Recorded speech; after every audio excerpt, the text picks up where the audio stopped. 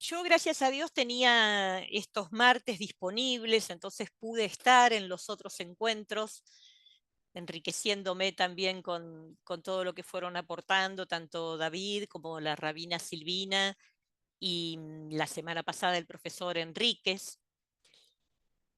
Y entonces, por eso le pedí a José Luis y a David que me gustaba estar al final, cerrar el ciclo, porque me gustaría retomar algo que planteaba David el primer día, que yo anoté así textual, de eh, la intención de los autores de Génesis, guiados por el Espíritu Santo, pero con su intención como personas de fe también. Y nos decía David, detrás de los textos de Génesis lo que encontramos son personas que tienen experiencias religiosas que se preguntan, ¿por qué hacemos lo que hacemos? ¿Por qué hacemos lo que hacemos? Y esa respuesta la ponen en el origen. Un poco como a veces también usamos nosotros la frase, ¿no? De tal cosa y esto pasa desde que el mundo es mundo. Bueno, más o menos así es la intención de los autores de Génesis, hablarnos de estas realidades que pasan desde que el mundo es mundo. Y si nosotros vemos lo que estuvimos compartiendo hasta acá, bueno, el primer día tuvimos un buen panorama general de los capítulos del 1 al 11 y por qué esos capítulos del 1 al 11 los leemos en forma separada del resto del Génesis. No voy a volver sobre eso, que lo expuso muy bien David el primer día. Después Silvina trabajó más específicamente capítulos 1, 2, 3 y deteniéndose en la cuestión de la relación entre el varón y la mujer. Y la semana pasada el capítulo 4 con el relato de Caín y Abel. Entonces, miramos ahora y decimos, a ver, son 11 capítulos los que tienen este estilo, esta dimensión de ser una novela mítica o un relato con elementos de los mitos, como queramos decirle. Y con Caín y Abel llegamos solo hasta el 4. ¿Con qué llenamos lo que falta? Bueno, entonces vamos a ver con qué llenamos lo que falta. Por un lado, a partir de este capítulo 4, vamos a tener una presencia muy continua a lo largo de los capítulos, desde el final del 4 hasta el final del 11. Vamos a encontrarnos muchas veces con palabras que son, esto que dice ahí, palabras que son epónimos. Palabras que son epónimos. ¿Qué es un epónimo? Es un nombre de sentido colectivo. Es el nombre que cuando lo leemos cuenta como si fuera la historia de una persona, pero resulta que nos metemos y no está hablando solo de la historia de una persona, sino que ese nombre representa, puede ser a una colectividad, a un pueblo, a una ciudad, un oficio, etcétera. Por ejemplo, ya nos decía Silvina cómo hay que tener en cuenta que el nombre Adam en hebreo significa ser humano. Y eso mismo ya nos da una pauta para leer. En esta parte que vamos a tomar hoy, del 4 al 11, deteniéndonos especialmente en la Torre de Babel, pero la Torre de Babel está recién en el 11, así que hay que esperar un rato para llegar, vamos a encontrar muchos epónimos. Por ejemplo, Sem, que va a ser el padre de los semitas, o algunos ejemplos que están ya al final del capítulo 4, que son los que están aquí en la diapositiva. Génesis 4:20, Shabal, padre de los que viven en tiendas, Shubal, padre de los que tocan la cítara. Después tenemos Cam, padre de Canaán. Muchos de los sentidos de estos epónimos, claro, como nosotros no nos manejamos en hebreo, se nos pierde, pero siempre hay algún juego de palabras. ¿Se acuerdan que Silvina decía Adam, que es del Adamá, el hecho del humus de la tierra, el ser humano hecho por Dios? Bueno, ¿no? Pero esto hay que tener en cuenta porque entramos al final del capítulo 4, después de que Caín mata a su hermano Abel y vienen todas estas palabras que Dios dice sobre Caín y cómo Caín sale desterrado y todo, entramos en otra parte ya de Génesis. Entramos en esas páginas que más de uno las habrá leído alguna vez y habrá dicho, pero por Dios, esto qué aburrido y que no me toque alguna vez tener que leer en público fulano, padre de Mengano y un montón de nombres que además, como digo, muchos de esos nombres son epónimos y tienen alguna raíz parecida y a nosotros se nos pierde. En otro libro de la Biblia, por ejemplo, el libro de Judith, que es la heroína de esa novela, Judith es la judía, es claramente un epónimo. Si van al diccionario y buscan epónimo, van a ver que el diccionario da ejemplos actuales, por ejemplo, la enfermedad que se llama mal de Parkinson. Pobre Parkinson le tocó ser el epónimo de una enfermedad. Bueno, ¿por qué me detengo en esto? Porque nosotros estuvimos viendo bien de cerca esos textos del capítulo 1, sobre todo del 2 y el 3 y el 4, pero al final del 4 el Génesis ya se quiere abrir a otra cosa. Y miren, por eso puse ahí en la diapositiva esto último. Empiezan las genealogías. Después de que Caín mata a Abel, tiene que irse, el relato continúa y dice, conoció Caín a su mujer. Y a partir de ahí va a empezar a haber una numerosa descendencia. Y esto tiene mucho que ver con los intereses de las personas, no solo las que escribieron los textos de Génesis del 1 al 11, sino de las personas que recopilaron esos textos y le dieron este orden. Como nosotros ya sabemos, no es que esto nació prolijito, que un día se sentó uno y empezó a escribir a partir de Génesis 1:1 todo derechito, sino que han sido diversas tradiciones y diversos escritos y en algún momento alguien los juntó. Y el interés de quienes lo juntaron, nosotros creemos siempre que por inspiración del Espíritu, tiene mucho que ver con esto de las genealogías, con esto de cómo crece la humanidad. Y este mandato y deseo de Dios, podríamos decirlo de ambas formas, que está en el capítulo 1, sean fecundos, llenen la tierra y sométanla. Eso es un hilo conductor en todo el Génesis. Reforzando esta cuestión de los epónimos y que aunque estemos leyendo la historia de una persona, en realidad el texto nos quiere hablar, como bien nos dijo David, de qué experiencias religiosas que hay detrás. Si nosotros leyéramos Génesis del 1 al 11 con un criterio literal, haciendo una lectura literal, obviamente al llegar aquí uno se preguntaría, ¿y de dónde salió la mujer de Caín? Si no, digamos, Adán y Eva tuvieron dos hijos, ¿de dónde salió la mujer de Caín? Diría uno. Bueno, en este estilo de relato mítico eso no importa, porque lo que estamos leyendo son experiencias religiosas, experiencias humanas. En este sentido, el profesor Enríquez el otro día, al optar por un método de lectura desde la antropología, nos situó perfectamente en cuál es esa realidad humana que hay en la situación que se da entre Caín y Abel, ¿no? Un poco como yo decía antes, estas cosas que pasan desde que el mundo es mundo.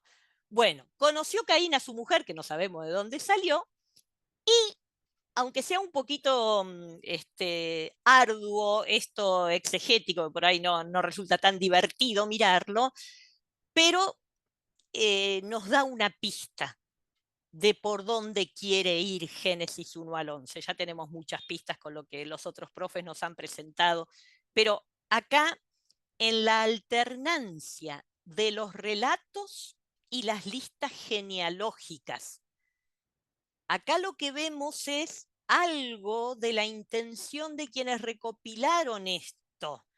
Acá que hay gente que fue alumna mía, siempre insistimos, Dei Verbum, Concilio Vaticano II, una de las claves para entender el texto, la intención del autor, y la intención del autor solo la descubrimos en la obra que el autor nos dejó. ¿Y qué nos deja Génesis del 1 al 11? Estas experiencias de lo que pasa desde que el mundo es mundo y esta intención de hablarnos de toda la humanidad. Por eso por supuesto, recurre siempre a estilos que en su época eran conocidos y a géneros literarios que en su época eran conocidos, con las particularidades que va a tener la revelación bíblica, Y miren cómo se da la alternancia. Primer relato de la creación, ¿sí? El primer día, el segundo día, el tercer día, ese relato más esquemático, llamémosle así. El segundo relato, la fuente de donde yo saqué esto, dice segundo relato y pecado. Acá la rabina diría, saquemos la palabra pecado, pongamos cambio de situación u otra palabra con el relato de Adán y Eva y Caín y Abel. Fíjense cómo ahí estamos, hasta acá estamos, en lo que es la relación entre Dios, el mundo creado, la pareja y los hermanos. Podríamos decir que por un lado tenemos un panorama muy amplio que es la relación con la creación y la relación del ser humano con la creación. Recordemos esto de labrar y cuidar todos los árboles del jardín y demás. Pero en cuanto a relaciones humanas, la primera parte está centrado en esto, las relaciones de la pareja y las relaciones entre hermanos, que bueno, ciertamente son lo más lo más primario que marca nuestra existencia en este mundo, y si no, que lo digan todos los psicólogos, lo primero de lo que tenemos que hablar cuando vamos al psicólogo es de la familia. Así que ahí está esto primero que el autor de Génesis mira.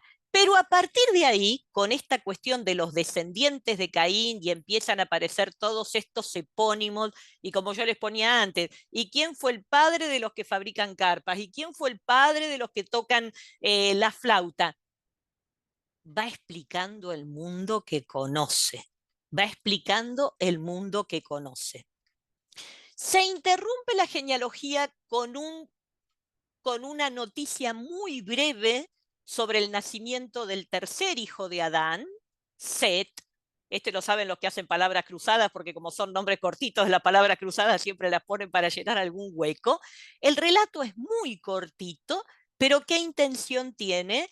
Seguir hablando de descendientes de Adán, pero de descendientes por la línea de Set. Esto nuevamente se interrumpe, pero ahora con un relato más largo, el relato del diluvio. Y ya estamos mirando experiencias, no solo la pareja, no solo los hermanos, sino que estamos mirando toda la sociedad. El relato del diluvio empieza diciendo que cundía la maldad en todos. ¿Sí? O sea, el mundo ya se había empezado a agrandar, digamos, usemos esta palabra siguiendo lo que son las listas genealógicas, y el mal se empezó a dispersar. Entonces ahí tenemos el relato del diluvio. Ante este mal Dios quiere poner fin, después no, la alianza al final del relato y demás. Pero después, opa, esperen que algo toque de mi cámara. Bueno, no importa, total ahora no precisan verme, pero ¿me escuchan? No. ¿Me escuchan? Sí, sí. Ah, bueno, después arreglo la cámara, total ahora no hace falta que me vean. Después de ese relato del diluvio, otra genealogía, los descendientes de Sam, Cam y Jafet. Ahí salen los semitas, los cananeos, todo lo que es la gente que habita Mesopotamia, o sea, el mundo que ellos conocen, el mundo que ellos conocen. En el medio está el relato de la Torre de Babel, que también tiene que ver con todo el mundo, vamos a usar esa expresión, como decimos nosotros cuando el aula se llena de gente porque no faltó nadie y decimos vino todo el mundo. En realidad, dicen los estudiosos, el relato de la Torre de Babel parece que no estuviera muy bien metido ahí porque después sigue la genealogía. Bueno, eso un día que nos preocupe mucho la exégesis, el análisis literario y ver por qué quedó ahí. Pero lo que yo quiero que veamos es eh, esta, esta línea del relato que toma estas dos formas. Si estamos hablando de experiencia religiosa y por lo tanto de experiencia humana, es mirar primero la pareja, seguir agrandando a la familia, entonces mirar lo que pasa en los hermanos, seguir agrandando en la sociedad y ver que el mal cundió en toda la sociedad. Y cuando ya las genealogías empezaron a hablar, que aparecieron los semitas, que aparecieron los cananeos, que allá aparecieron los etíopes y demás, esta cuestión que aparece en la Torre de Babel. Ese es un hilo conductor de Génesis del 1 al 11. Bueno, y un puntito que quiero tomar acá, y ahí sí me gustaría que, esperen, quiero que alguno tenga su Biblia a mano para que lo busquen ustedes. Esperen que quiero salir de acá y ver de nuevo por qué mi cámara no está andando. Me gustaría alguno de ustedes que busque en Génesis estos dos textos. A ver. Ahí está. Gracias, gracias, que ahí que me pusieron para, no sé por qué se había ido el video. Alguno de ustedes que busque estos dos textos que están muy pegaditos, no nos vamos a detener mucho en el relato del diluvio, pero sí simplemente quiero ver algo que ya se ha mencionado acá en los encuentros anteriores, ¿no? ¿Qué es lo que dicen estos textos y qué es lo que a nosotros nos dijeron que dicen? ¿Sí? O si quieren de otra manera, ¿qué es lo que dicen los textos y qué es lo que ha trascendido más allá de lo que los textos dicen? Así que si alguien tiene Génesis 6 del 19 al 20, Si quieres, lo leo. ahí Norma lo tiene. Voy a dejar de compartir la pantalla si nos vemos. Dale, Norma, te escuchamos. Génesis 6 del 19 al 20. Meterás en el arca una pareja de cada ser viviente para que sobrevivan contigo. Serán macho y hembra. De cada especie de aves, de cada especie de ganados y de cada especie de reptiles entrarán contigo sendas parejas para sobrevivir.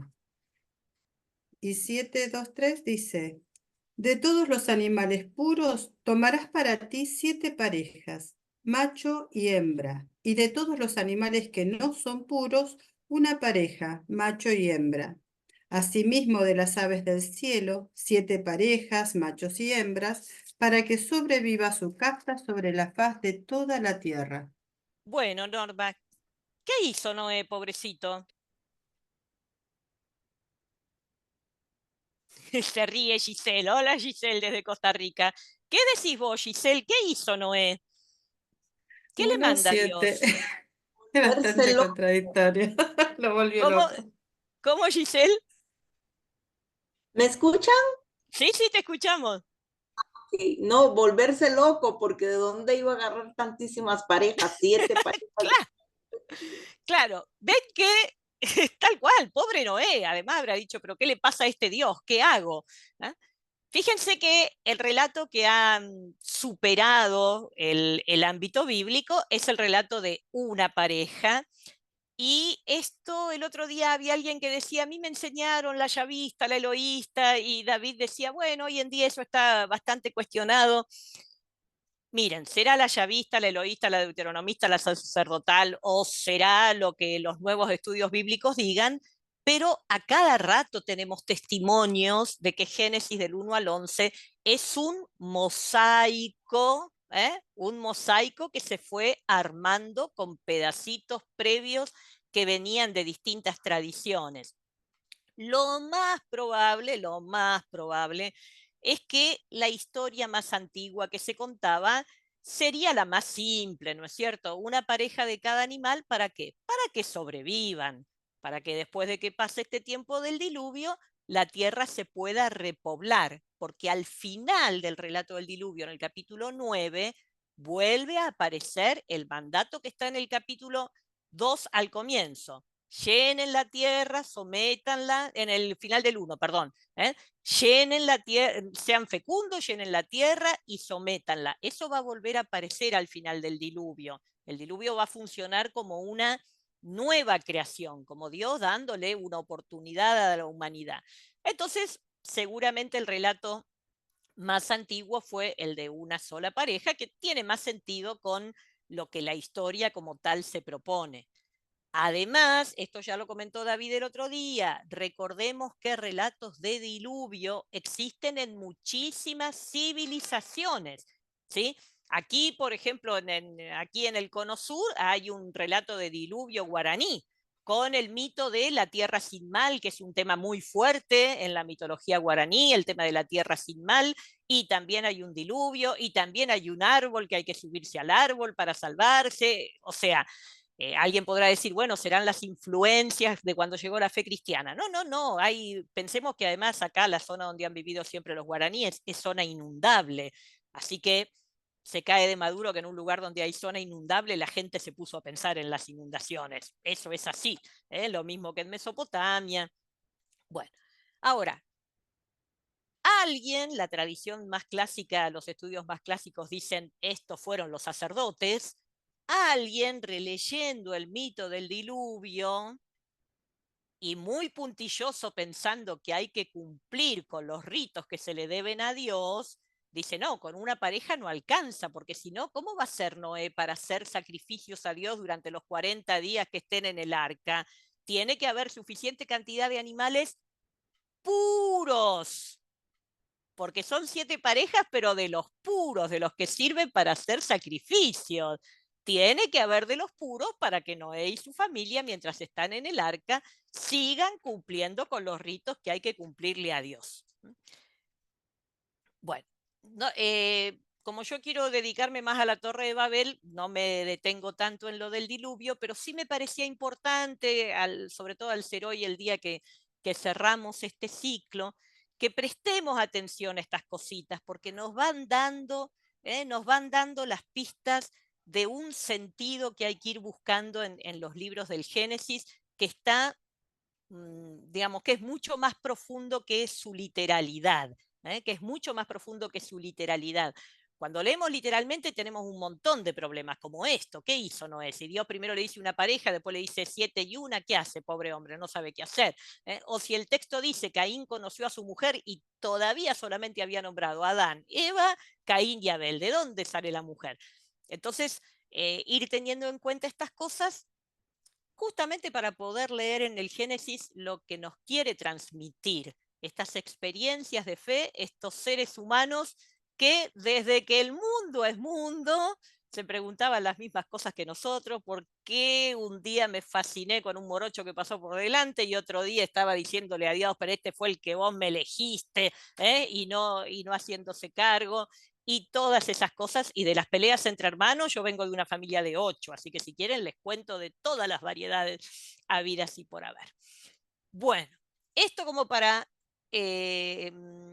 tener unas líneas para enfocar esta última parte donde está lo de la Torre de Babel. Antes de meternos ahí específicamente en la Torre de Babel, hasta acá, ¿alguna duda, pregunta, comentario, agregado? ¿Algo que no quedó claro? ¿Algo que habría que mirar?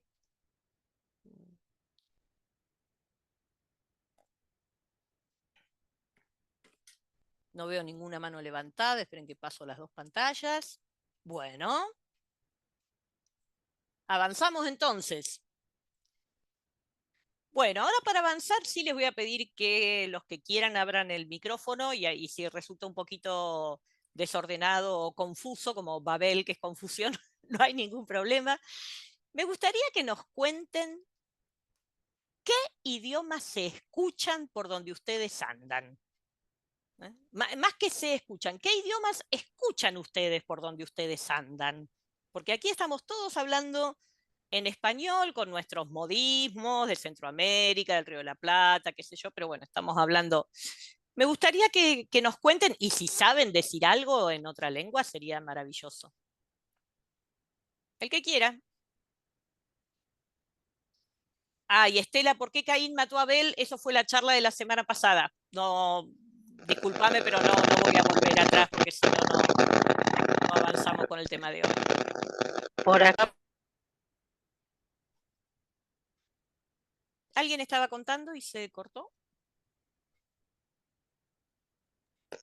Italiano. ¿Me escuchan? Hola. Sí. Yo. Erika. No se me había silenciado. Sí, porque okay. se ve que por tu acá, micrófono es... Pero contanos, Erika, ¿qué idiomas escuchás por dónde andás? Ok, por acá estoy cerca de una base militar y ellos hablan misquito. Yo no les entiendo nada y no conozco ni una sola palabra de ellos. Solo lo escucho que hablan en ese idioma. No entendí el nombre de qué idioma dijiste. Misquito. Misquito. Primera vez que lo escucho. Gracias, Erika. ¿Victoria? Buenas tardes. Te saludamos desde Perú. Bien, qué lindo. Lo que acá se habla el quechua, más en las regiones de la sierra del Perú, ¿no? Y bueno, las palabras que más o menos me acuerdo, porque mi padre era del Cusco, Ari significa sí, Manan significa no, y Tawa significa cuatro, y Runtu huevo. Sea, Bien, bueno, muchas gracias. ¿Y sabés saludar en quechua? no recuerdo porque me lo escribieron, pero me re- Bueno, perdón. muchas gracias desde Cusco. ¿Quién Gracias. más escucha? En México, dice Estela, se habla también nahuatl. Bien. ¿Qué más escuchan por dónde andan? Acá ¿Nadie más por escucha? mi Yo, zona, A ver, José que Luis. hay muchos albañiles, yo escucho mucho guaraní. Claro, sí, sí, acá en Eh, Buenos Aires hay Vienen muchos lugares que... en Paraguay, vienen de Paraguay, hay mucho guaraní por aquí. Bien. yo muchos italianos. Ah, claro, Marta. Sí, y siguen hablando, ¿no? Alguna gente grande sigue hablando en Sí, italiano. sí, sí. Y Sí, algunos en sí, dialecto llegaron de hace su, 50 años, pero siguen claro, de hablando en su pueblo, italiano, sí, sí. sí. Sí, bien. ¿Alguno más? Cuando van al chino, ¿no escuchan hablar en chino? ¿O esa música de cumbia china que suena en todos los autoservicios chinos? Digo, quienes estamos en Capital y Gran Sí, Buenos Aires, ¿no sí, sí, escuchan? sí, sí, Ah, sí, Sí, sí, sí, sí. se escucha, sí, eso ah, se sí. escucha, se escucha, se Coreano. escucha. Sí, bueno, sí, yo no sé ni siquiera bien qué es, porque no distingo. Bien, ¿algo más? Porque ahora puse el ejemplo del chino a propósito porque digo, capaz que hay idiomas dando vueltas y nunca nos ponemos a escucharlos, pero están en el ambiente. Los que contaron hasta ahora, bueno, de los que yo conozco acá de Argentina, como dice José Luis, acá en Argentina hay mucha gente en el ámbito de la construcción que son paraguayos. Bien. Yo estoy en El... zona de colegios Sí, extranjeros, así que escucho mucho inglés, alemán, italiano, pues estoy frente al colegio italiano, ajá. y hebreo, porque Ah, estoy también en un colegio, estoy a la vuelta del Tarbut, así que Ah, supongo que es el ah, hebreo lo que habla. bien, bien, bien. Bueno, y Mm, quechua que contó Victoria, acá también se escucha, ¿eh? No es no es desconocido, se escucha. mm. A ver, Karen, en casa se escucha. Ay, espérate que se me fue el mensaje de Karen para que lo quiero leer. En casa se escucha hindú e inglés porque mi esposa hace home office. Ah, Claro. bien, y no lo entiende, dice Karen. Claro, gracias, muchas gracias, Karen, por tu aporte. Tal cual. Muy bien, muy bien. Bueno, esto era para, como para ponernos en tono con este tema que está en el trasfondo de... No, el trasfondo no, digamos que es uno de los ejes que ordena el texto de la Torre de Babel y me parecía bueno que la palabra nos motive a escuchar, ¿no? Y escuchar esto que pasa con los lenguajes ahí por donde andamos. Como cuestión metodológica, me gustaría, ustedes todos deben tener su Biblia ahí bien cerquita, yo no tengo el texto bíblico en el PowerPoint porque realmente en este momento me gustaría que podamos ver ahí cada texto y ya que hablamos de idiomas, y no hay problema si tenemos diferencias en la traducción, muchas veces la diferencia de traducción lo que hace es que busquemos enriquecer el sentido de alguna expresión y por eso algún editor, algún equipo decidió traducir con tal término o con tal otro. Entonces vamos a leer el texto y,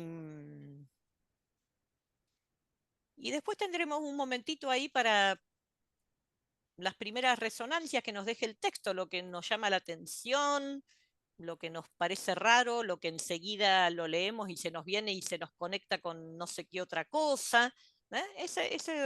Eso primero que el texto suscita. Yo voy a leer esta traducción que es de la Biblia de Jerusalén, capítulo 11. Todo el mundo era de un mismo lenguaje e idénticas palabras. Al desplazarse la humanidad desde Oriente, hallaron una vega en el país de Senar y allí se establecieron. Entonces se dijeron el uno al otro: «Ea, vamos a fabricar ladrillos y a cocerlos al fuego». Así, el ladrillo les servía de piedra y el betún de argamasa. Después dijeron: «Ea, vamos a edificarnos una ciudad y una torre con la cúspide en los cielos, y hagámonos famosos, por si nos desperdigamos por toda la haz de la tierra». Bajó Yahvé a ver la ciudad y la torre que habían edificado los humanos, y dijo Yahvé: «He aquí que todos son un solo pueblo con un único lenguaje, y este es el comienzo de su obra. Ahora, nada de cuanto se propongan les será imposible. Ea pues, bajemos, y una vez allí, confundamos su lenguaje, de modo que no entienda cada cual el de su prójimo». Y desde aquel punto los desperdigó Yahvé por toda la haz de la tierra, y dejaron de edificar la ciudad. Por eso se la llamó Babel, porque allí embrolló Yahvé el lenguaje de todo el mundo, y desde allí los desperdigó Yahvé por toda la haz de la tierra.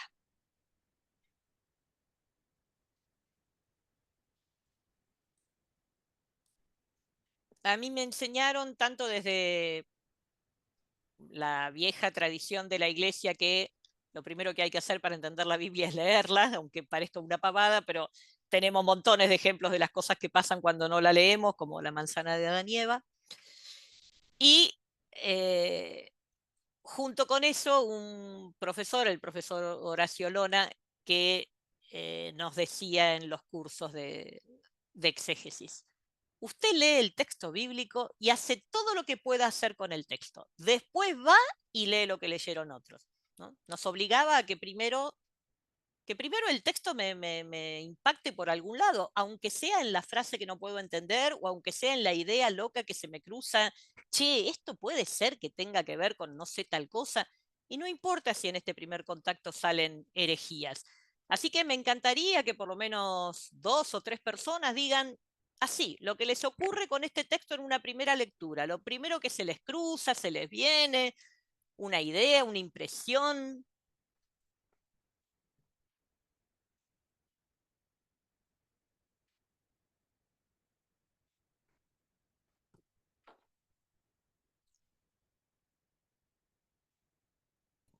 Porque si a nadie le pasa nada con el texto, no tiene sentido que demos clase.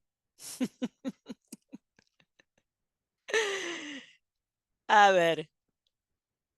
Clau Bustamante, dale. Te escuchamos.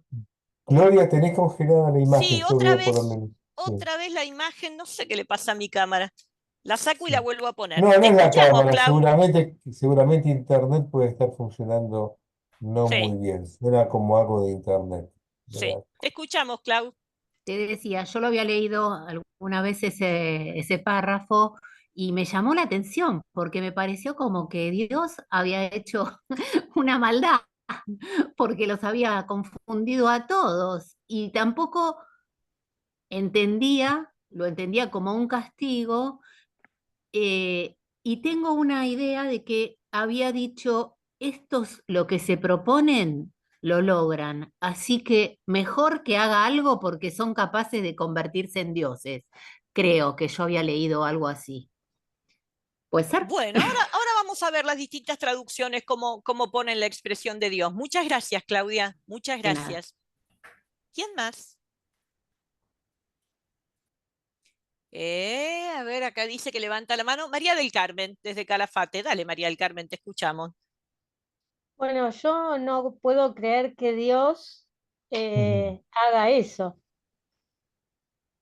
Y a su vez me parece que es porque se empiezan a mezclar de distintos lugares. Bueno, Pero bien. lo principal que pienso yo es que no creo que Dios haga algo para que la gente se confunda o actúe mal.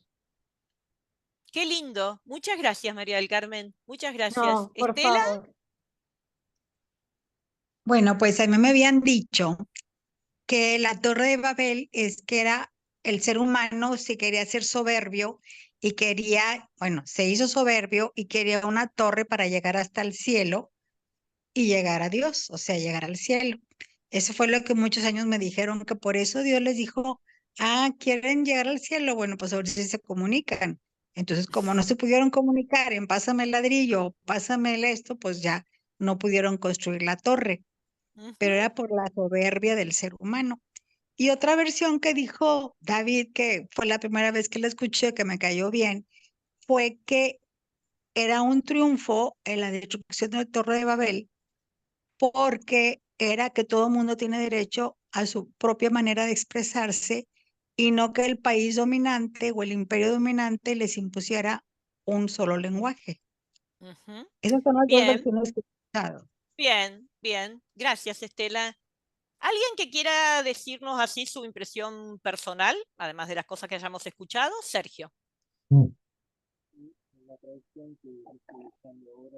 Ay, te escuchamos muy bajito, Sergio. La traducción que estoy usando, ¿me Sí, escuchan ahí? sí, ¿Quizás? sí. Sí. Sí. Me llamó la atención porque dice, para hacernos famosos y para no dispersarnos, o sea, los hombres no se quieren ir, o sea, quieren estar juntos, quieren estar traduciendo a una palabra de lo hoy en comunidad, en fraternidad. Y me da la impresión como que en un momento Dios está celoso de esta realidad del hombre, de que quiere estar junto, de que quiere ser famoso. Es una interpretación, obvio. Y los dispersa. Por eso entiendo, digamos, no es que ellos se dispersan porque no se pueden comunicar. Acá es como que Dios, entre comillas, me da la impresión, los echa, los dispersa, le dice, váyanse, digamos, porque ustedes quisieron hacer una torre, ser famosos y vivir juntos. Es una interpretación leyendo el texto casi, diría, en forma literal. Perfecto. Muchas gracias, Sergio. Susana, Noemí, y cortamos ya con las primeras impresiones. Me encanta. Primero nadie quiere abrir el micrófono y después todos quieren hablar. A mí también me pasa cuando estoy en Zoom. Susana. ¿Qué tal? Soy Fernando Cesarini, Hola, Fernando. del Centro Bíblico Nuestra Señora de Sion. Sí.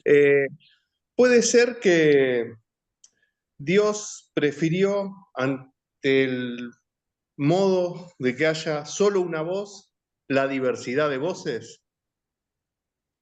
Bueno, lindo, Porque una linda acá hay pregunta. una sola voz, una sola interpretación. Dios eligió ante el ser humano que haya una diversidad de voces, en vez de que haya de habla, de lenguas. Bueno, muchas gracias, Fernando. Noemí. Hola, ¿qué tal? Sí, yo también coincido con lo que dijo otra señora, que me parece que ahí Dios baja por el ser humano que siempre quiere ser más y quiere llegar a. Entonces es como que Dios baja y los pone en su lugar, ¿no? Nos pone en su lugar. Bueno, muy bien. Pregunta Mario por qué Yahvé habla en plural. Muy bien, Mario, habla en plural igual que en Génesis 1, cuando dice hagamos al hombre a nuestra imagen. Gracias, Noemí. Muchas gracias. Gracias, Mario, también por tu intervención. Bueno, este primer contacto nos va poniendo en problemáticas que presenta este texto. Ahora viene el exégesis y nos hace sacar punta al lápiz y mirar más de cerca algunas cosas.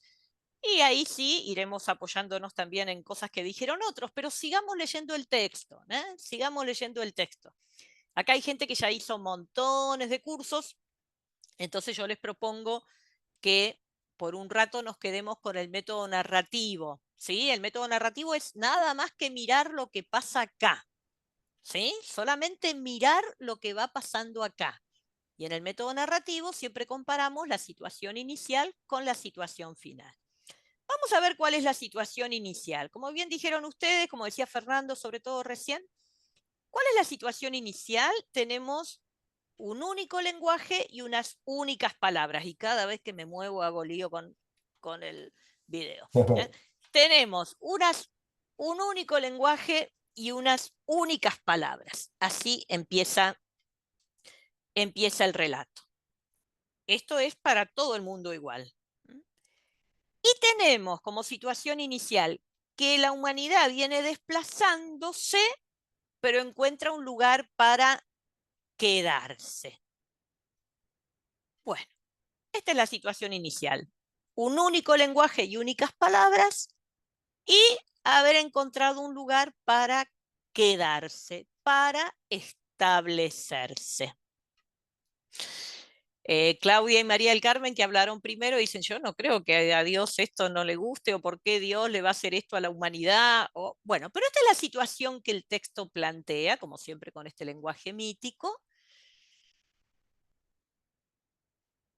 Uno diría, bueno, ¿es una situación de unidad o es una situación de uniformidad? Que haya un único lenguaje y unas únicas palabras o idénticas palabras. Y esto de encontrar un lugar donde quedarse.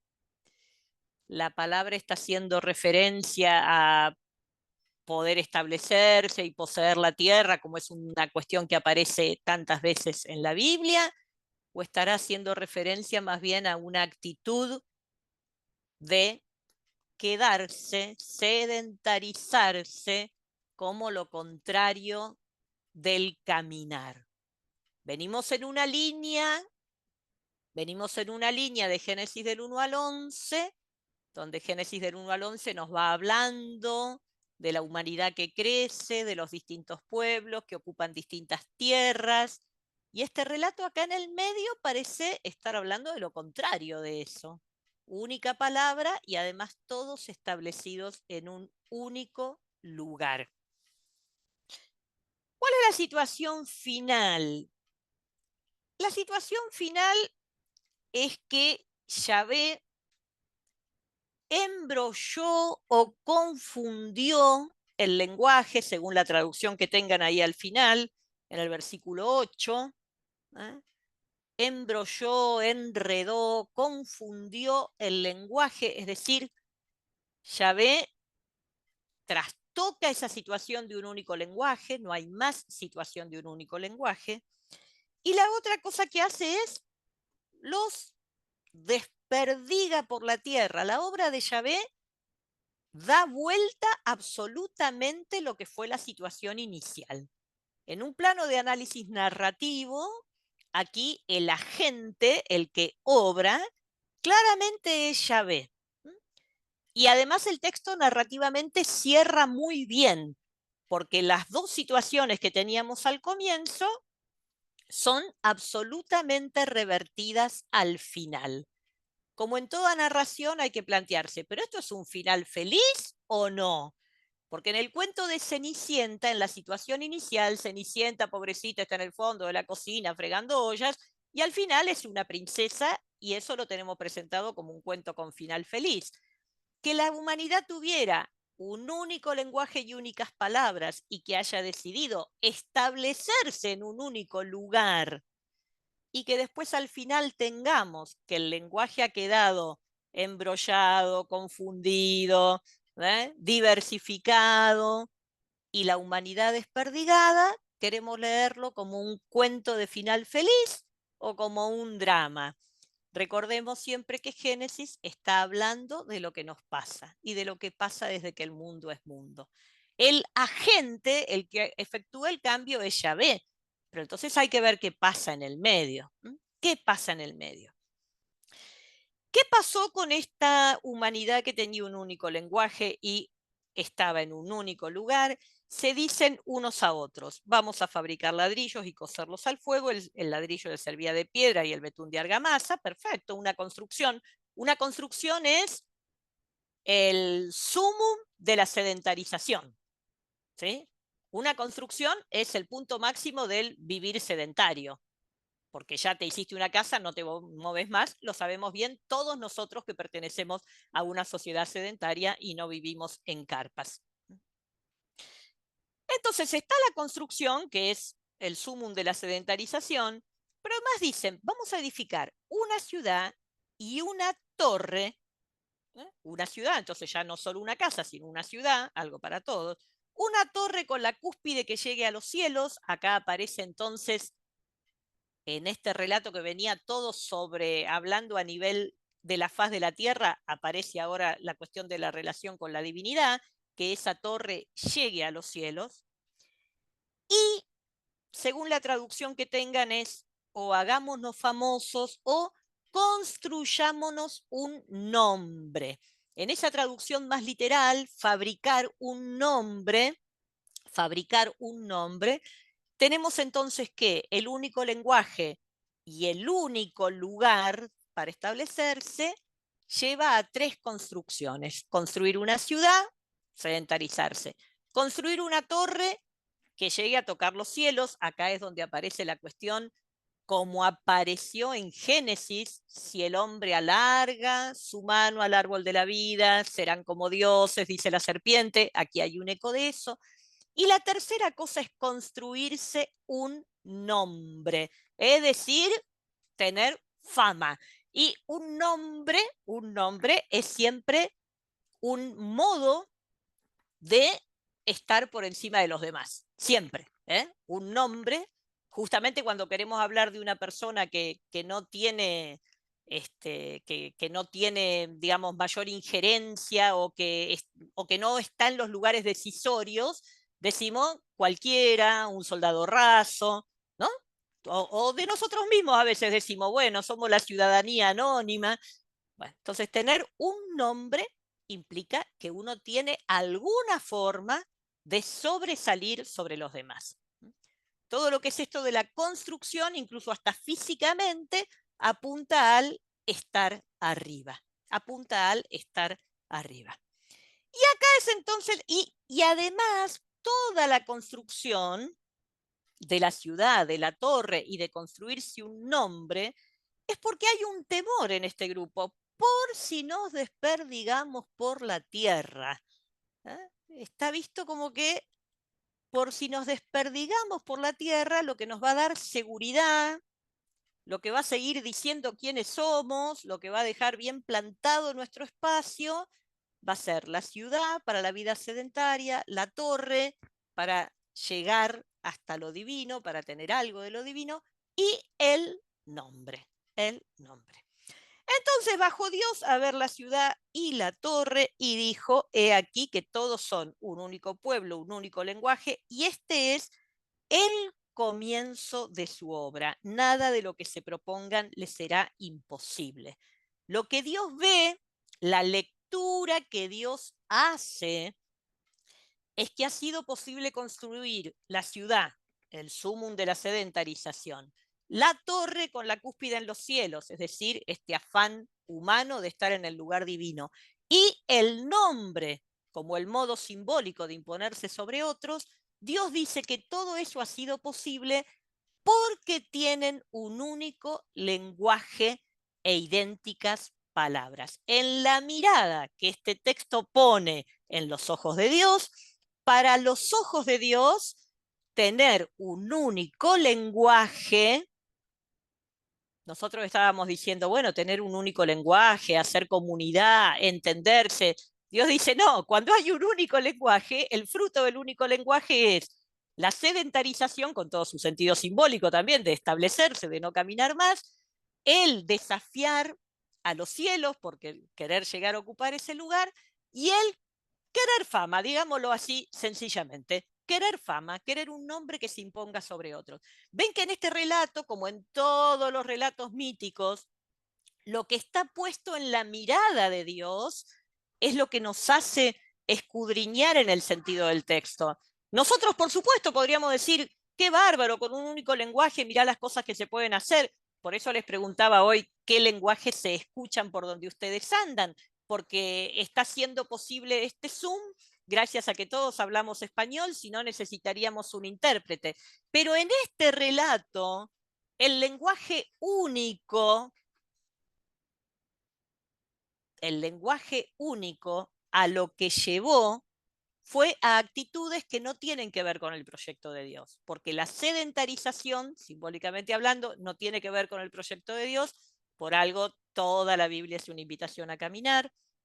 El desafiar a los cielos no tiene que ver con el proyecto de Dios, y el ganarse fama tampoco. Entonces, aquí es lo que Dios ve. Fíjense que la situación inicial, único lenguaje, gente establecida, es cierto, nosotros podríamos leerla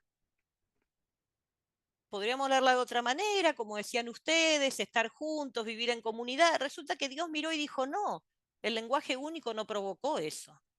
El lenguaje único no provocó eso. ¿Eh? Y provocó que estos que construyen quieren tener un nombre que esté más alto que los demás.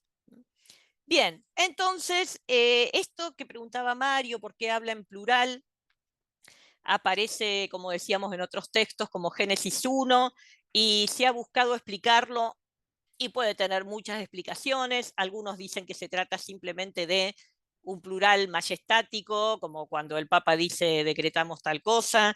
Otros dicen puede ser como la deliberación interna, como cuando, no sé, yo estoy sola acá y también me digo, bueno, vamos, me pongo a trabajar y digo vamos en plural.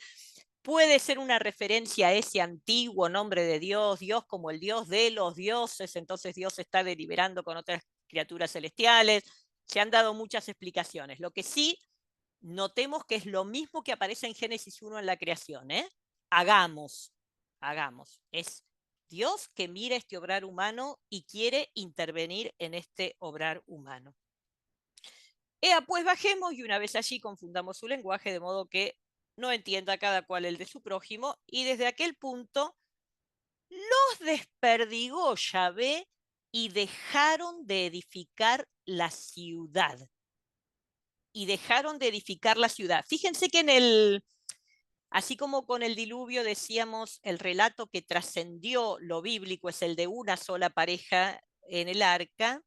En el caso de la Torre de Babel, lo que trascendió al mundo bíblico, digamos así, es la cuestión de los lenguajes. No se hace tanto hincapié en esto de desperdigarse por toda la faz de la tierra, y sin embargo es uno de los hilos conductores del relato.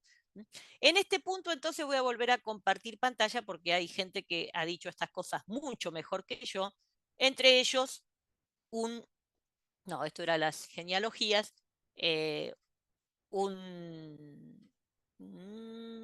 no quiero ver esto, quiero ver la siguiente, un biblista argentino, Severino Croato, después les doy toda la nota bibliográfica. Mirando estas cosas, él dice, el tema central es la desmesura humana, simbolizada en la descripción de la torre, ¿sí? Con esto que la torre va a tocar los cielos. El objetivo final de la fabricación del nombre, recordemos todo lo que implica en la Biblia invocar un nombre. Inclusive cuando hay que bendecir, ¿qué dice Dios? Invocarán mi nombre. O sea, invocar un nombre es invocar una presencia.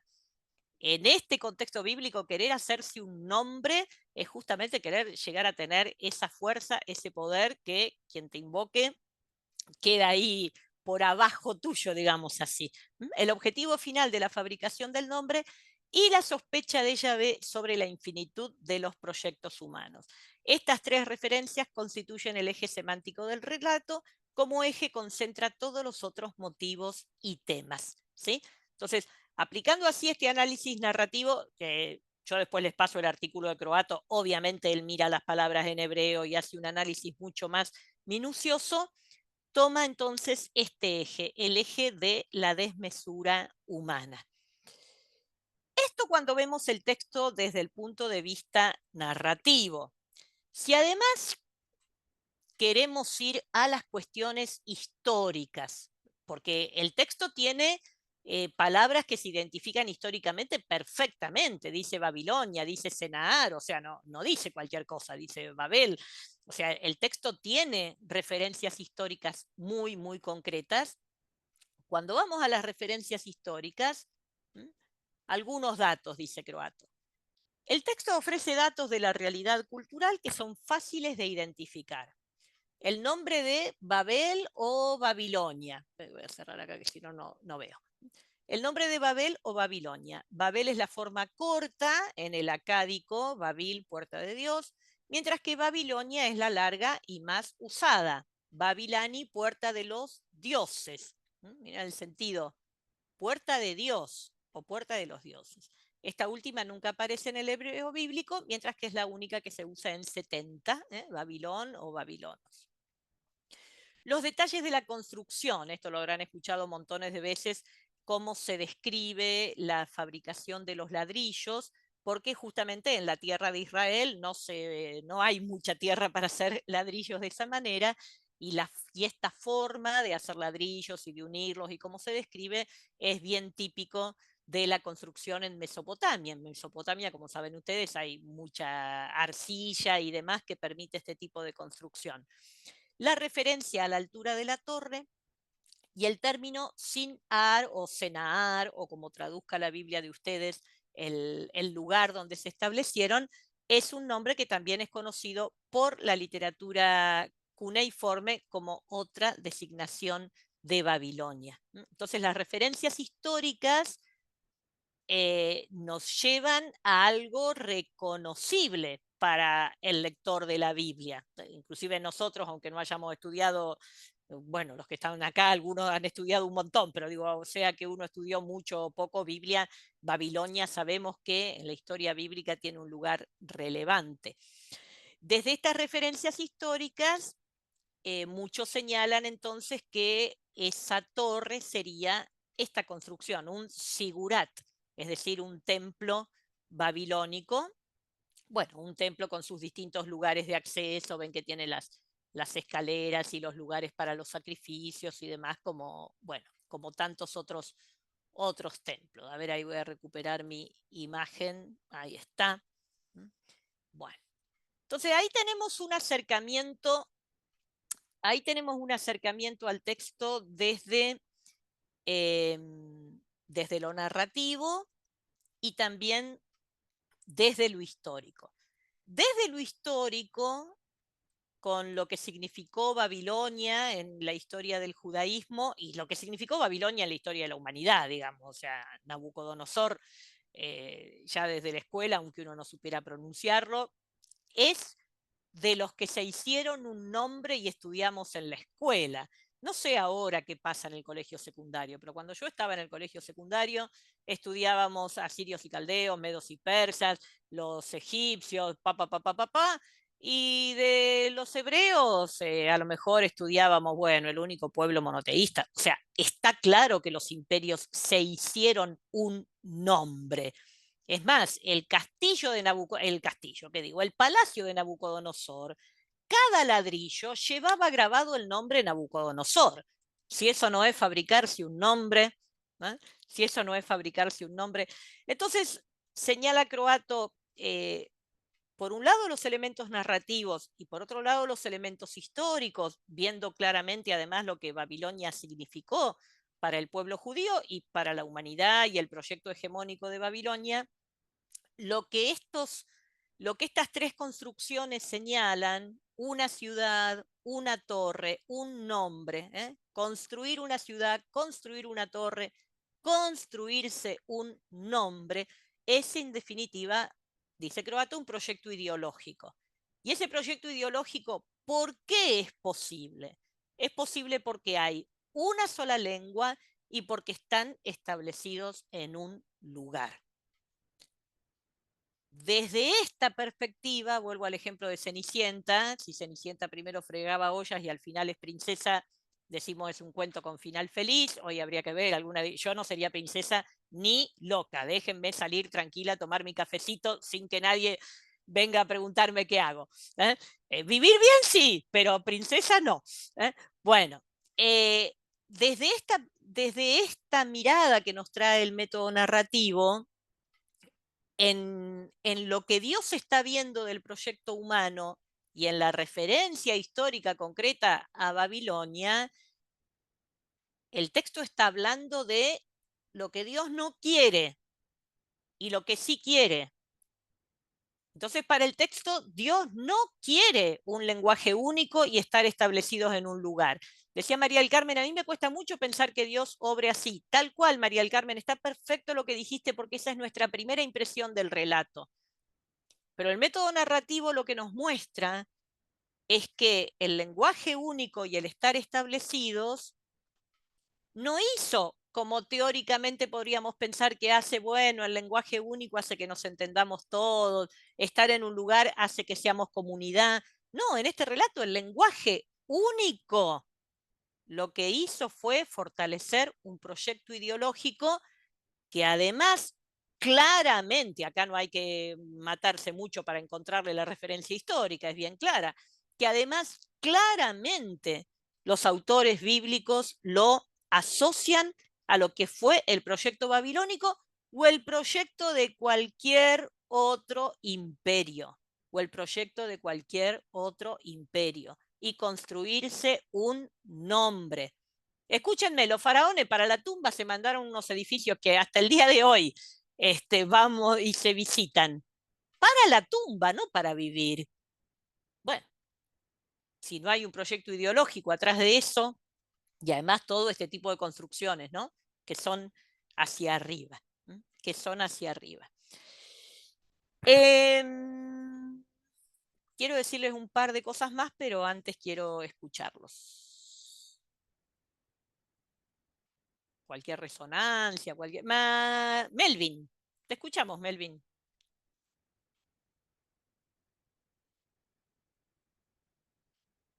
Melvin, que levantaste la mano.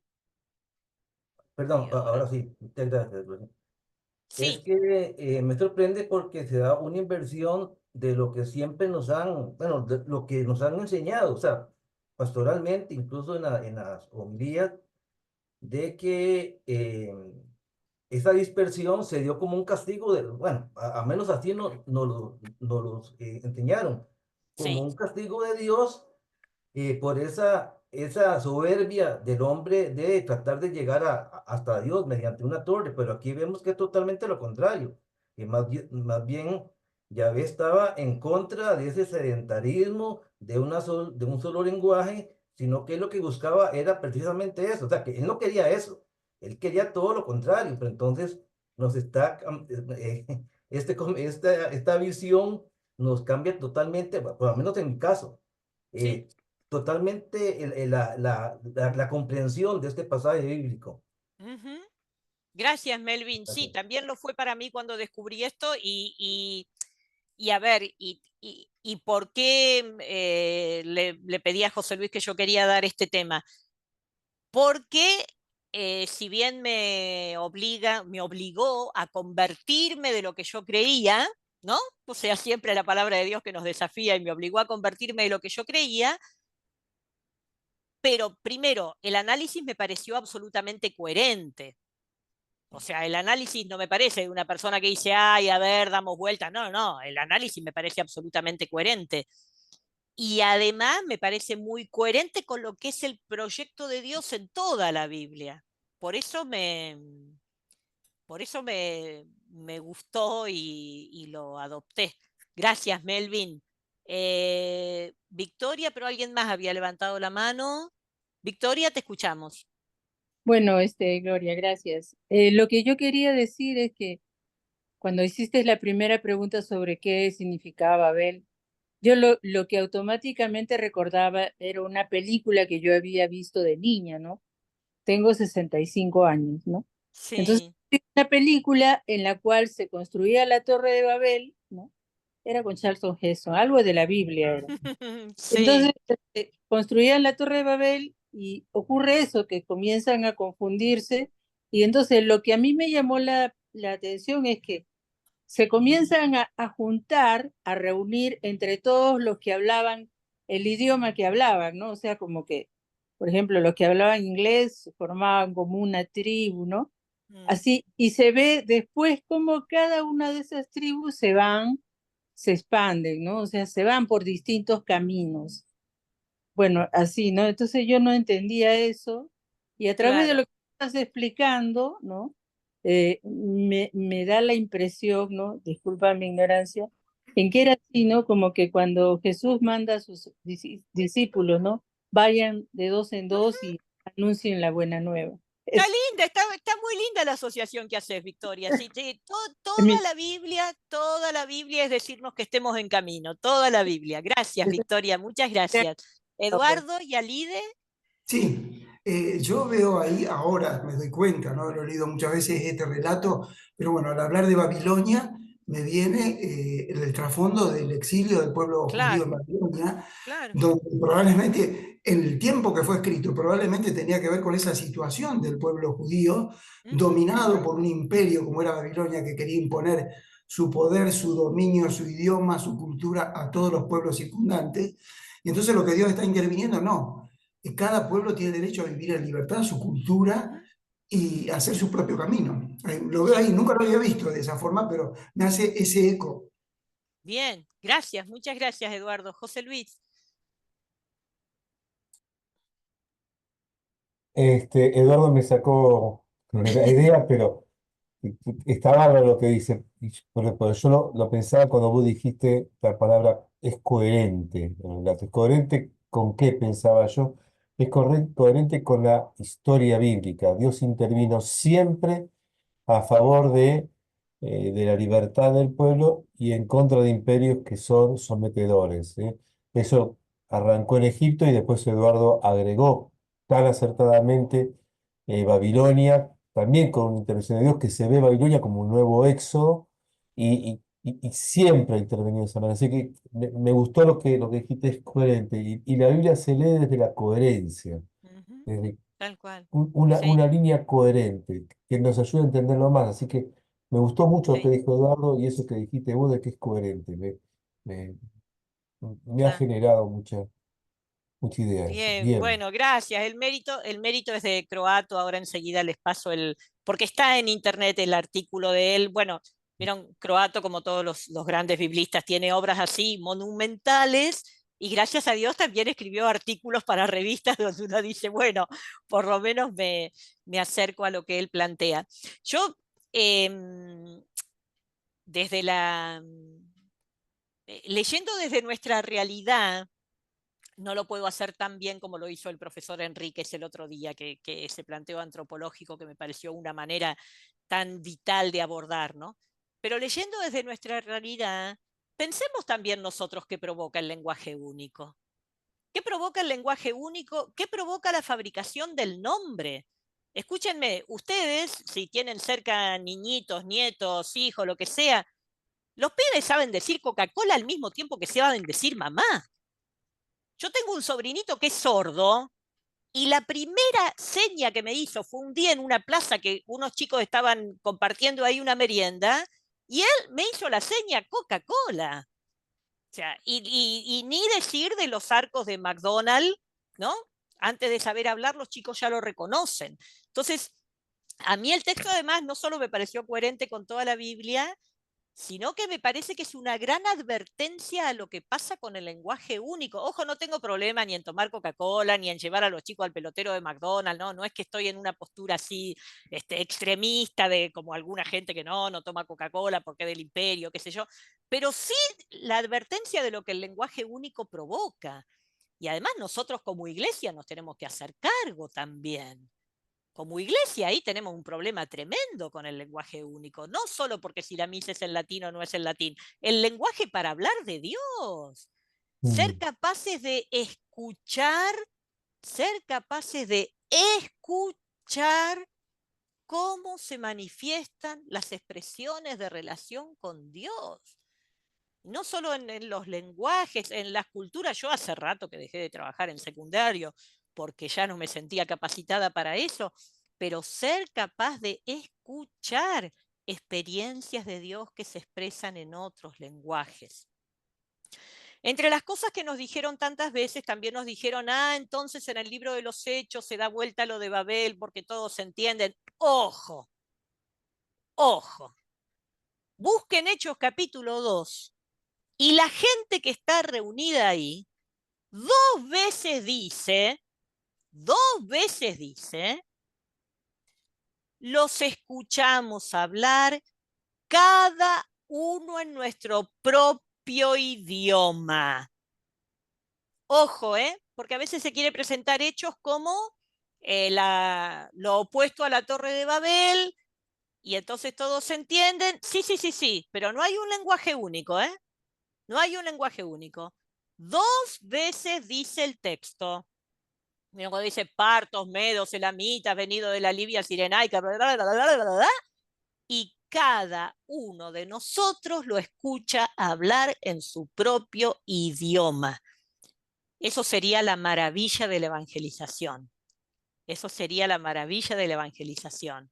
Primero poder escuchar los modos en que se manifiesta la experiencia de Dios en tantas personas diversas y poder hablar de manera que cada cual entienda en su propio idioma.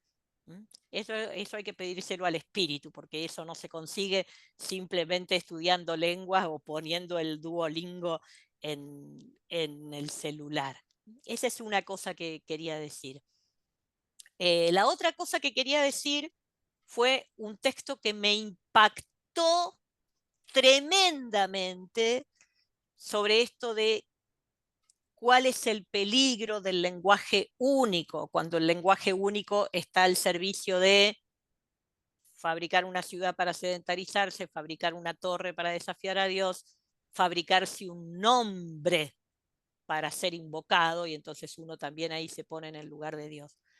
Me impactó porque es un texto del siglo II de la era común, o después de Cristo, como quieran decir, y está en un apócrifo judío que es un apócrifo de Baruch, el Apocalipsis de Baruch, un apócrifo judío donde también acá la gente que ya hizo millones de cursos saben que el género literario apocalíptico, se desarrolló mucho en el judaísmo entre el siglo II antes de Cristo y el siglo II después de Cristo. Hubo mucho desarrollo de Apocalipsis. Hay varios Apocalipsis escritos con el mismo esquema, es decir, un personaje, en este caso Baruch, a quien Dios lo lleva a recorrer los cielos y le va haciendo ver las verdades del mundo. Y en el Apocalipsis de Baruch, versión griega, siglo II de la era común, siglo II después de Cristo, dice que en un lugar como si fuera un purgatorio, llamémosle, por más que no existe la noción de purgatorio en el judaísmo, pero como si fuera algo así, digamos, los que todavía no llegan al cielo, el vidente le pregunta al ángel, ¿y estos quiénes son? Bueno, estos son los que estuvieron en la fabricación de la torre. ¿Y qué hicieron? Habían tomado un taladro y se disponían a agujerear el cielo diciendo, veamos si es de barro, de bronce o de hierro. Dios al verlo no se lo consintió, sino que los castigó con oscuridad, confusión de lenguas y los puso como estás viendo.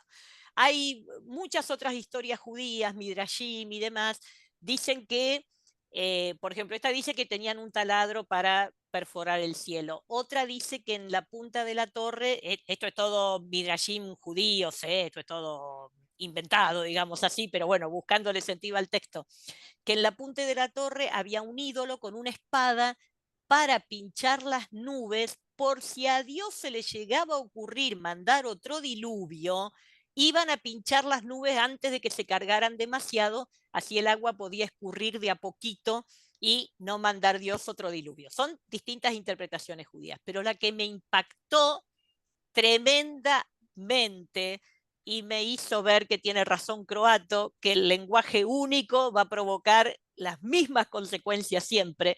En este texto del siglo II de la era común, interrogué al ángel, por favor, Señor, dime quiénes son estos. Está siempre en este diálogo, acá en esta especie de, ya les digo, purgatorio no es la palabra que usa el texto, la uso yo para que nos entendamos.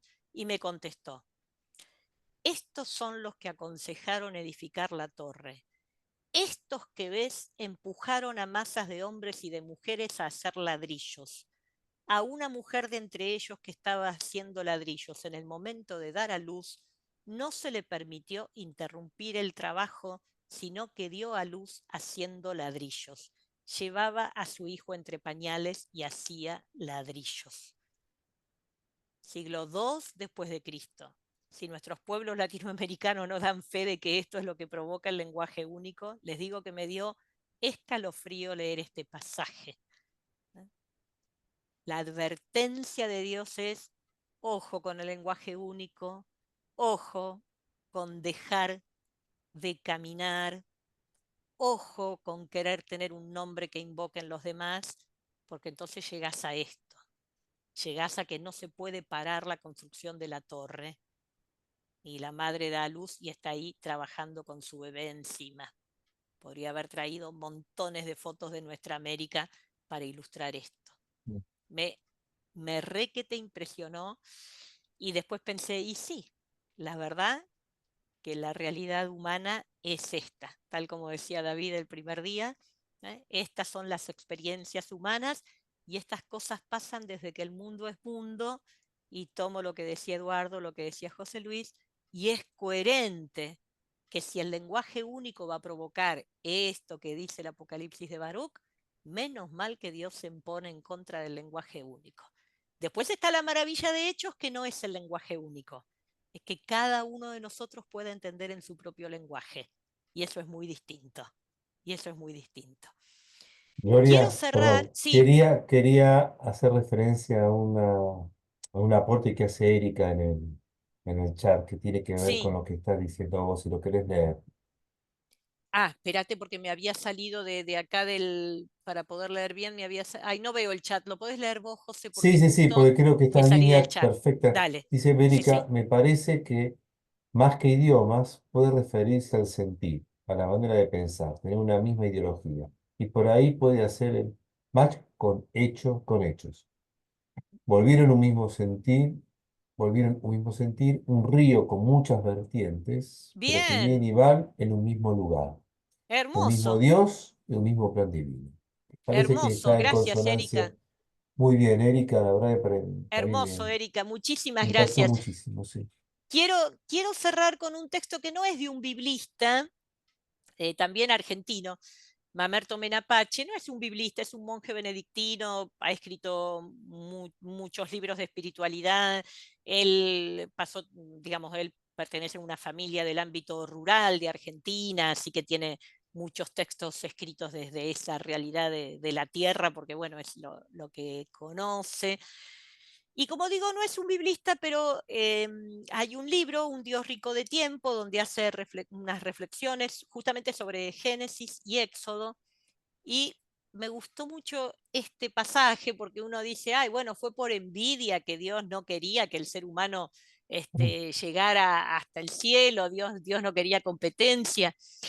Y dice él, no, no fue por envidia que el Señor Dios sopló sobre aquel hormiguero que amontonaba ladrillos para perdurar. Fue por lástima. Le dio lástima que el hombre cambiara por posesión quieta su invitación de distancias.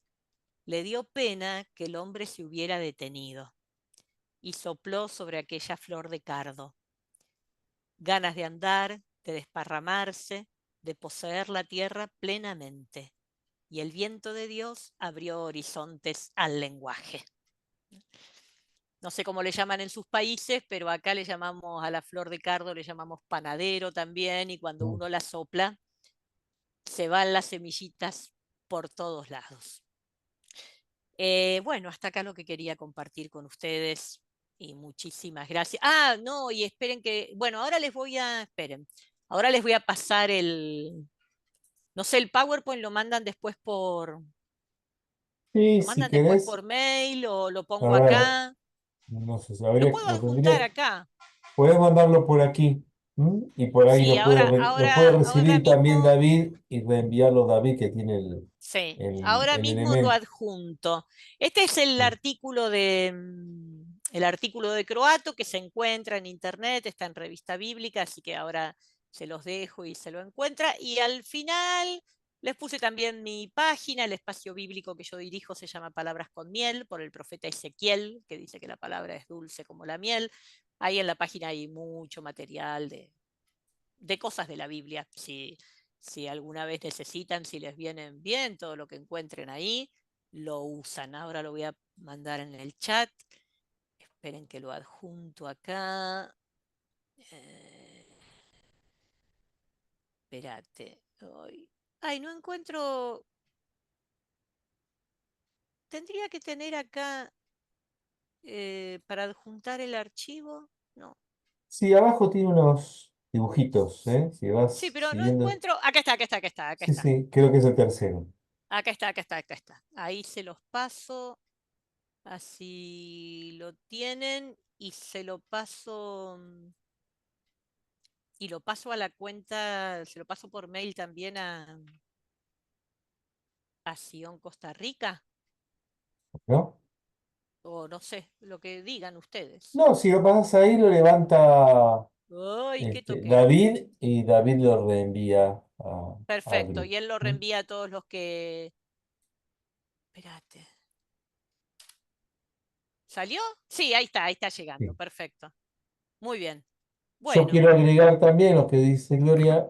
Nosotros en mayo del Centro Bíblico aquí en Argentina tenemos planeado también durante mayo los martes a las 18 horas con Santiago Roston, un profesor nuestro, algunos relatos del Primer Testamento, el llamado de Abraham, el Éxodo, la Pascua, que qué también están bueno. en consonancia con esto y por ahí, ahora que hace Gloria, lo voy a compartir yo el volante, que ahí va, Claro. este, para que, no sé si está allí ya, Sí, nosotros ahí en está. Palabras con Miel, después del 15 de mayo y hasta vacaciones de invierno, tenemos un curso cortito de Éxodo que lo doy yo. Me va a acompañar Sandra Crincoli. Sandra es una profe que Ujú. José Luis la conoce también. Así que, bueno, estamos comunicados para seguir andando. Y de mi Bueno, parte, David, cerramos mil esto gracias. entonces. Sí. Agradecer, ¿verdad? Una vez más bueno, a todo el esfuerzo, Gloria, ¿verdad? Con una presentación sumamente interesante, a todas las personas que han pasado por acá, que han acompañado al centro en San José, al centro en Buenos Aires. Bienvenidos y bienvenidas a esta iniciativa que esperemos dé continuidad en futuros esfuerzos, ¿verdad? Ahí les estaremos comunicando, porque al final de cuentas los cursos y los procesos formativos son para ustedes. Queremos divulgar, ¿verdad? Espacios de reflexión conjunta, de transformación conjunta a la luz del texto. Así que, bueno, me parece que ha sido una iniciativa muy bonita. De nuevo agradecer el esfuerzo allá en Argentina, ¿verdad? Acá en San José, a todas las personas que se han unido para escucharnos, para conversar, para intercambiar experiencias y sueños también y perspectivas. Y pues esperemos encontrarnos pronto. Muchas gracias de nuevo a Gloria, gracias a José Luis, a todas las personas que nos han acompañado y esperemos encontrarnos pronto en otro espacio formativo. De nuestra parte, desde el CERJUC, muchísimas gracias.